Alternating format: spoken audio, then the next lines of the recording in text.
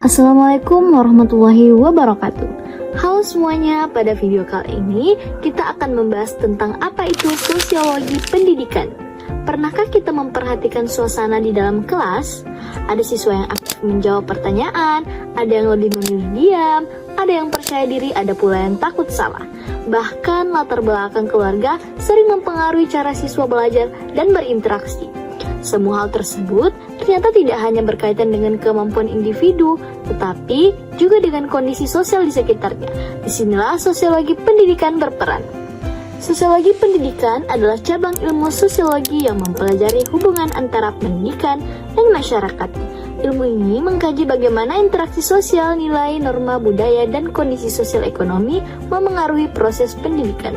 Dengan kata lain, sekolah bukan hanya tempat belajar mata pelajaran, tetapi juga tempat berlangsungnya proses sosial. Di dalam sekolah terjadi berbagai interaksi.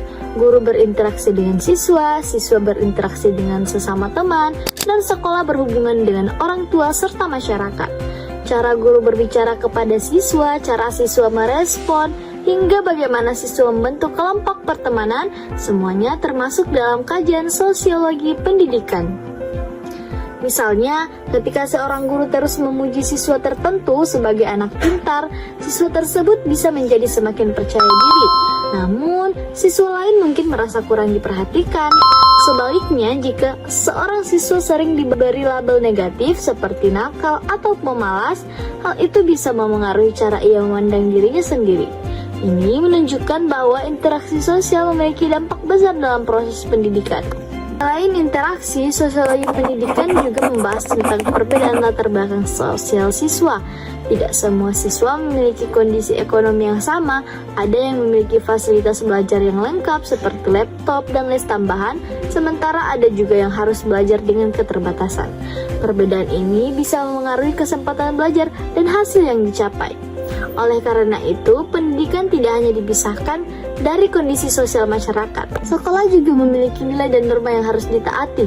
Aturan berpakaian, tata tertib, budaya, disiplin, dan kebiasaan upacara merupakan bagian dari proses sosialisasi. Melalui aturan tersebut, siswa belajar tentang tanggung jawab, kedisiplinan, dan cara hidup bermasyarakat. Karena itu, sekolah sering disebut sebagai miniatur masyarakat. Mempelajari sosiologi pendidikan sangat penting, terutama bagi calon guru. Guru tidak hanya bertugas menyampaikan materi pelajaran, tetapi juga membangun lingkungan sosial yang sehat di dalam kelas. Guru perlu memahami latar belakang siswa dan dinamika sosial yang terjadi agar dapat menciptakan suasana belajar yang adil, nyaman, dan mendukung semua siswa. Sebagai kesimpulan, sosiologi pendidikan adalah ilmu yang membantu kita memahami bahwa pendidikan selalu berkaitan dengan kehidupan sosial. Proses belajar tidak hanya dipengaruhi oleh kemampuan akademik, tapi juga oleh interaksi sosial, nilai, norma, dan kondisi masyarakat.